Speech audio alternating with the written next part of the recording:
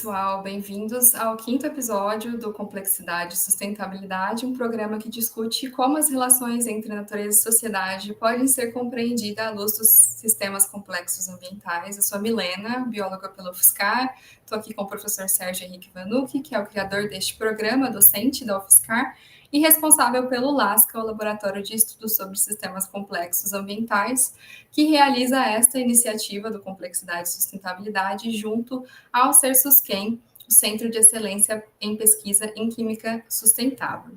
Bom, no 4º episódio, no episódio anterior do Complexidade e Sustentabilidade, a gente conversou sobre como abordar os chamados problemas travessos, que, brincando com isso, que são aqueles problemas socioambientais que não têm uma solução simples, envolvem múltiplas causas, escalas, interesses. E falamos também dos limites planetários, que é essa ideia de que existem processos na Terra, mudanças climáticas, fluxos biogeoquímicos, mudanças no uso do solo, que a gente precisa manter esses limites dentro de certas zonas, que seriam limites mesmo na ideia de que são seguros, de que esses limites são seguros. Mas a gente viu que, na verdade, muitos deles, vários deles já foram ultrapassados devido à ação planetária mesmo do ser humano, mudando toda a dinâmica da Terra, e que, na verdade, esses limites não existem efetivamente, eles estão interconectados e o impacto em cada um deles deve agravar também a crise em outros. Então, bom, nessa reflexão a gente destacou mesmo como que não basta, não é suficiente ainda adotar um paradigma mecanicista, então a gente tem que rever os nossos valores, adotar uma abordagem mais sistêmica, mais sensível a essas inter-relações que nós falamos e esses efeitos em cadeia que as nossas ações provocam. E hoje, então, dando sequência nessa conversa, professor, o que a gente pretende abordar é essa diferença, do que é entendido como um sistema, então, complexo, o que é entendido como um sistema que é simples, por outro lado, complicado, o que diferencia cada um desses modelos, como que a gente pode identificar o que a gente está lidando e como que a gente pode, então, agir sobre os problemas socioambientais a partir disso.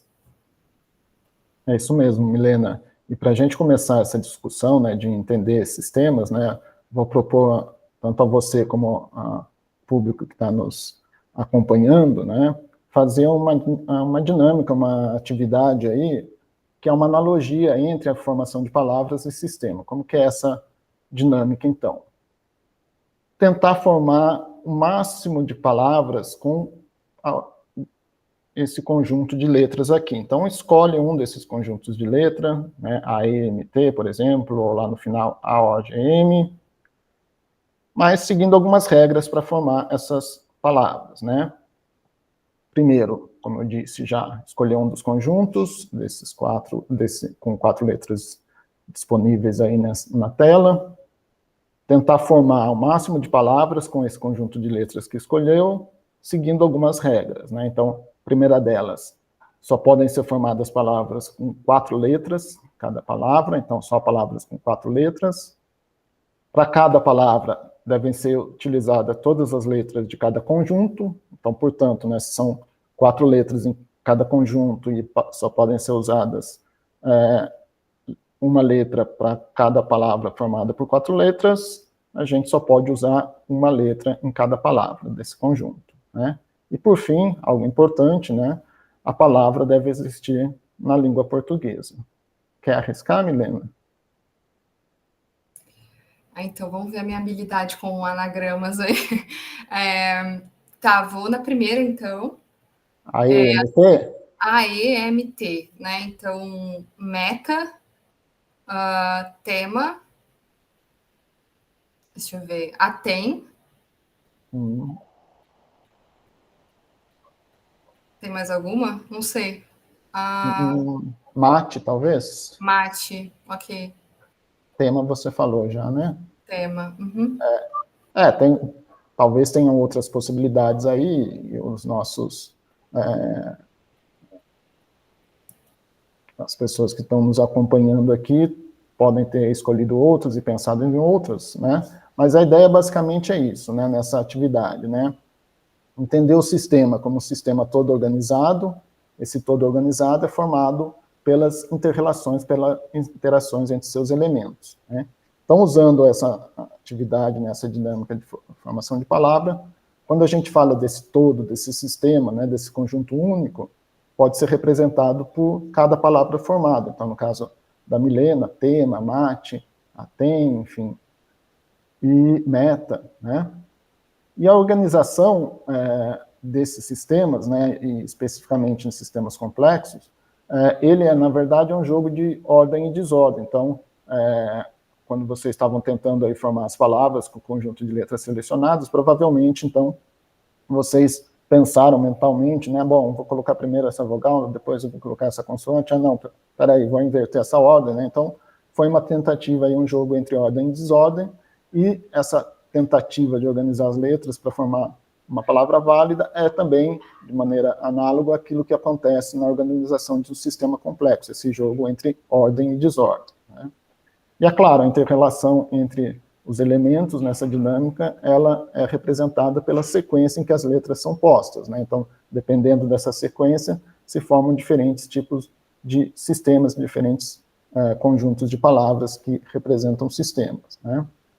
E cada elemento, né, cada componente num sistema, ele pode se constituir como um subsistema, um subconjunto de um sistema maior que ele integra. Por exemplo, um conjunto de letras pode formar uma sílaba, conjunto de sílabas pode formar uma palavra, e assim por diante, né?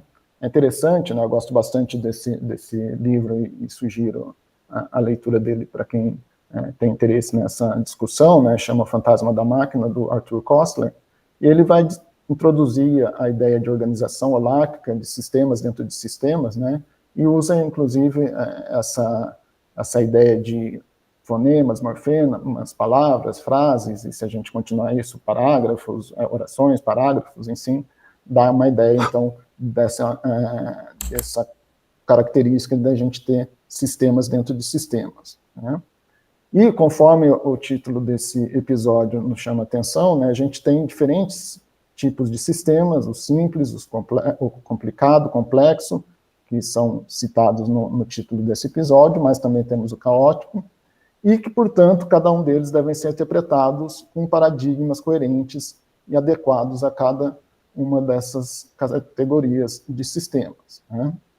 Então, lembrando aqui o que a gente viu no episódio passado, os problemas complexos, eles estão dentro, será de que categoria de sistemas que eles surgem, né? Então, é isso um pouco que a gente vai discutir a partir de hoje, né?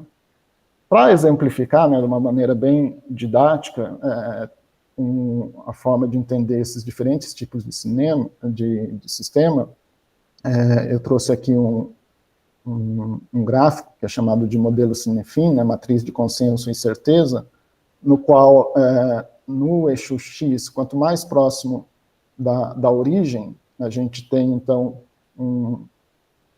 uma proximidade maior sobre a certeza, sobre algo, sobre um fenômeno, sobre um objeto que você quer estudar, e quando você vai se afastando dessa origem do eixo X, mais distante dessa certeza, né? Já no eixo Y, quanto mais próximo da origem, mais consenso há entre as pessoas, por exemplo, entre cientistas a respeito da explicação de um determinado fenômeno, de um determinado objeto, e quanto mais vai se afastando dessa origem do eixo Y, a gente fica mais distante do consenso, né? Então, para fazer de novo, aí, usando uma analogia de como a gente pode entender melhor essa dinâmica aí dos diferentes tipos de sistemas a partir desse modelo de matriz de consenso e certeza, né? Vamos pensar em quebra-cabeças, né? Aqui a gente tem uma imagem de um quebra-cabeça dos personagens, né, dos Minions, um monte de serezinhos amarelos com macacões azuis, jeans, aí, óculos, né? E esse quebra-cabeça, né, se eu sugerisse para vocês montarem esse quebra-cabeça, né?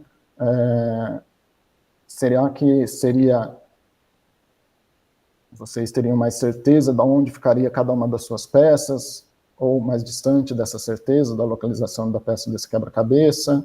Se fossem montar em conjunto com outras pessoas, será que haveria mais consenso entre vocês sobre onde cada peça desse quebra-cabeça estaria a localização certa dele, ou daria mais confusão entre vocês de onde que seria o local certo, né?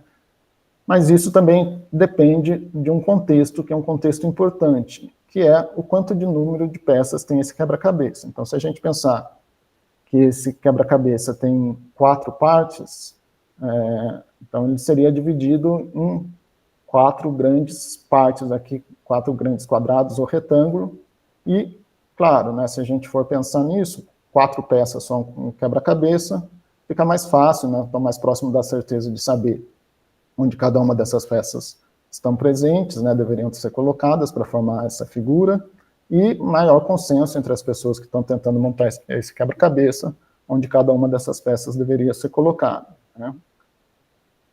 Nesse caso, a gente poderia fazer a analogia, então, se está mais próximo da certeza e mais próximo do consenso, um sistema, isso caracterizaria um sistema simples, né? Esse quebra-cabeça seria análogo a um sistema simples. Como é o caso, por exemplo, de montar e desmontar uma caneta, algumas peças, né?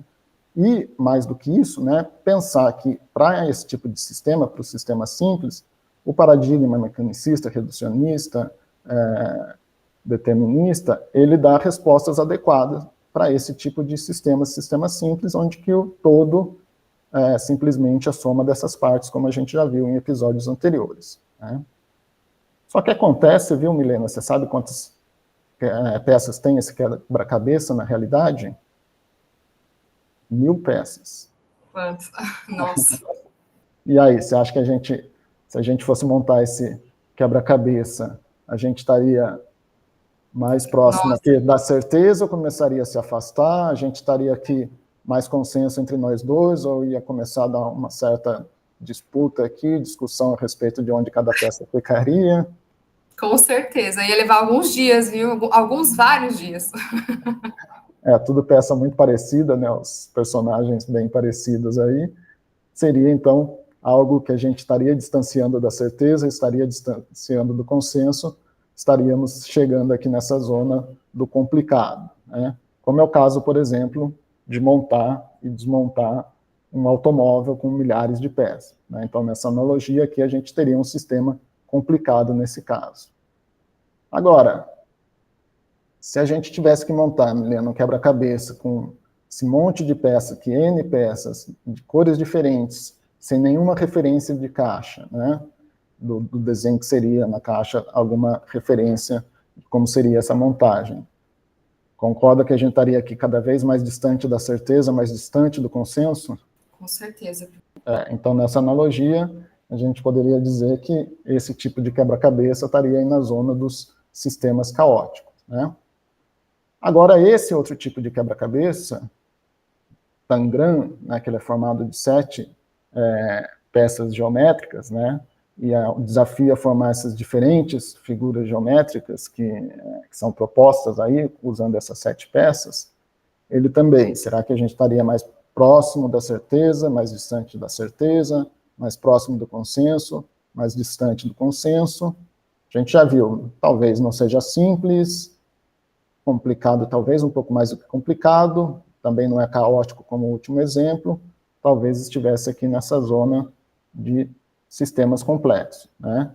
E o desafio que a gente tem justamente, né, é entender, então, como dar luz e cores para entendermos esse tipo de quebra-cabeça, esse quebra-cabeça que seriam os sistemas complexos, né? É claro que quando a gente vê o resultado, né, colorido aqui de como deve ser montada cada figura, é uma forma fácil da gente resolver isso, né? Mas o que a gente tem quando a gente está fazendo pesquisa científica, estudando sistemas complexos, a gente tem essa figura em preto que a gente tem que entender, então, como ela é formada, qual que é a dinâmica de formação dela, né? Então, para entender isso, a gente precisa de um paradigma adequado, que é o paradigma da complexidade. Professor, então fica essa pergunta. Então, como que a gente faz para, de fato, estudar um sistema complexo? O que é o paradigma da complexidade? Como a gente utiliza ele para, então, entender e aplicar neste modelo? É isso mesmo, Milena. Então, só para contextualizar, né, esse paradigma da complexidade, ou paradigma sistêmico, ele entende, né, como se o universo, né, o mundo funcionasse como um grande organismo, como uma grande teia de relações. Então, portanto, o foco está nessas relações, está nesse todo, entendendo que o todo é diferente das somas das partes. Então, diferente do paradigma mecanicista determinista, né, que considerava o todo como simplesmente a soma das partes, não, aqui a gente entende como sendo diferente da soma das partes. A gente já vai entender melhor um pouco o porquê isso acontece, né? E, portanto, a gente precisa entender as relações entre as partes para a gente compreender o todo. O que é interessante desse paradigma, né, é que ele foi surgindo a partir da confluência de diferentes estudos em diferentes áreas do conhecimento, seja nas ciências físicas, biológicas, sociais, durante o final do século XIX, ao longo do século XX, né? E esse senhor aqui, o Ludwig von Bertalanffy, foi uma pessoa que sistematizou o conceito de sistema, né? Essa figura que eu estou mostrando aqui à esquerda, né, é um mapa bastante interessante, né, de como as diferentes teorias, áreas de conhecimento e pesquisadores foram contribuindo para a consolidação desse paradigma da complexidade. Basicamente, então, como eu comentei anteriormente, né, o surgimento desse paradigma da complexidade vem da confluência de ideias e teorias de várias áreas de conhecimento, e que o que elas tinham em comum é que elas estavam estudando sistemas de comportamento complexo, não lineares e afastados do equilíbrio termodinâmico, sejam esses sistemas físicos, biológicos ou sociais. E conforme essas ideias ganhavam corpo e os resultados práticos iam dando força, né, comprovavam aquilo que os modelos teóricos previam, isso surgindo numa área específica, começou a se aplicar também esse mesmo tipo de teoria, esse mesmo tipo de modelo para outras áreas do conhecimento que possuíam sistemas semelhantes a esses, ou seja, sistemas complexos. Esse sucesso que foi alcançado permitiu o estabelecimento de princípios básicos sobre a organização e funcionamento dos sistemas complexos, sejam eles físicos, biológicos ou sociais, como a gente vem comentando, né? E quem diz isso é esse senhor Edgar Morin, que é uma referência aí em relação ao paradigma da complexidade, né? Bom, algumas características desses sistemas complexos, dos sistemas que são estudados pelo paradigma da complexidade, é a auto-organização, ou seja, a organização surge do próprio sistema, dos próprios elementos que formam esse sistema, não é uma organização que vem de fora, e esse tipo de organização é uma organização holárquica, sistemas dentro de sistemas, lembrando lá da dinâmica que a gente fez no início desse episódio, né? Então, seria uma letra formando uma sílaba, formando uma palavra, formando uma frase, uma oração, um parágrafo, enfim, sistemas dentro de sistemas, né? E essa é a organização holárquica, né? Que, de novo, né, a ideia é proposta pelo Arthur Koestler. Uma outra característica desses sistemas complexos, como é o caso, por exemplo, da floresta amazônica, a gente entende, né, essa reportagem aqui falando a respeito do desmatamento da Amazônia afetando o clima regional e global, a gente entende que nessa organização holárquica, né, de sistemas dentro de sistemas, mesmo os níveis de organização mais abaixo aqui, eles têm influência nos níveis maiores, né, nos níveis mais acima, e vice-versa, né? Então, a gente tem tanto efeitos ascendentes como efeitos descendentes, né? Então, aquilo que surge na Amazônia, na floresta amazônica, tem consequências regionais, tem consequências globais, ou seja, esses efeitos ascendentes. E claro que também, de uma forma retroalimentada, as mudanças climáticas também vão afetar a floresta amazônica, né?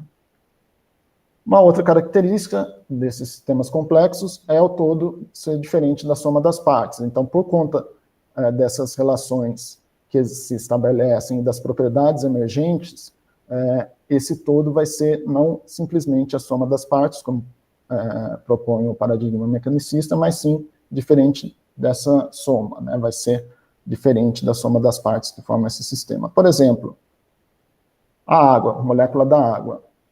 A gente sabe que ela é formada por átomos de hidrogênio, para cada molécula, 2 átomos de hidrogênio, 1 átomo de oxigênio.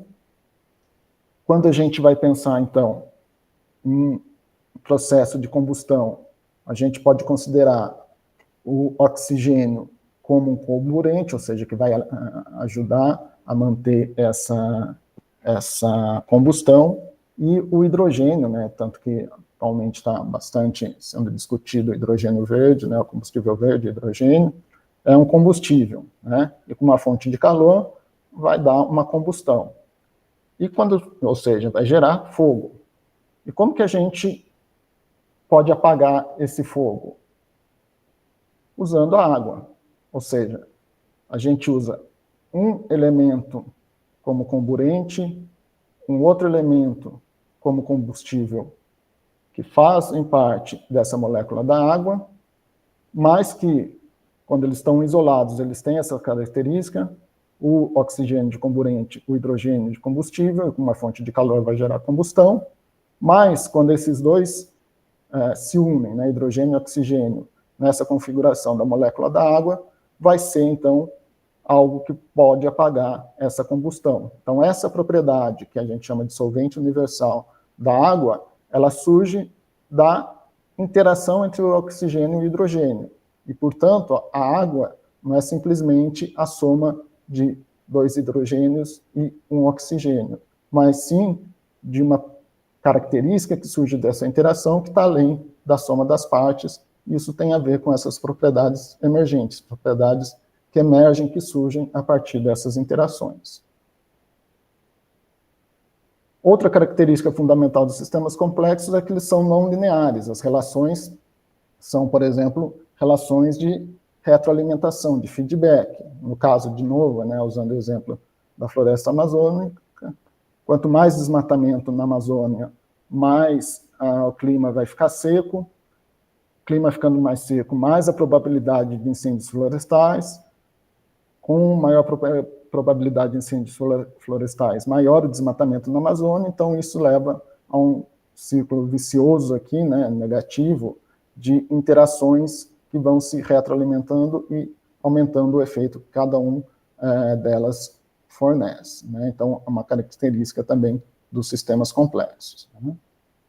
Bom, só para citar algumas teorias e modelos que são exemplificados nesse mapa da complexidade, que contribuíram para o paradigma sistêmico da complexidade, a teoria dos sistemas gerais, do Bertalanffy, né, que eu já comentei, a cibernética, que tem a ver com esses mecanismos de controle, né, de feedback, a teoria das estruturas dissipativas, hierarquia, percolação, criticalidade auto-organizada, a teoria da catástrofe, geometria fractal. Então, a ideia é que todas essas teorias e os métodos associados a elas possam ser aplicadas para entender esses sistemas complexos, sejam eles físicos, biológicos ou sociais. Bom, portanto, tudo isso para quê? Por que nos interessa aqui para a nossa discussão nesse programa, né? Quando a gente pensa, então, de novo, né, nessa conciliação de qualidade ambiental e qualidade de vida, a gente precisa de uma nova percepção que é baseada no novo paradigma e numa nova utopia. Então, o que a gente vem discutindo aqui é que esse novo paradigma tem que ser o paradigma da complexidade associado aos pressupostos da inteligência coletiva. E essa nova utopia é a sustentabilidade, e a sustentabilidade vista na perspectiva do paradigma da complexidade, que é o que a gente vai discutir nos episódios seguintes, né?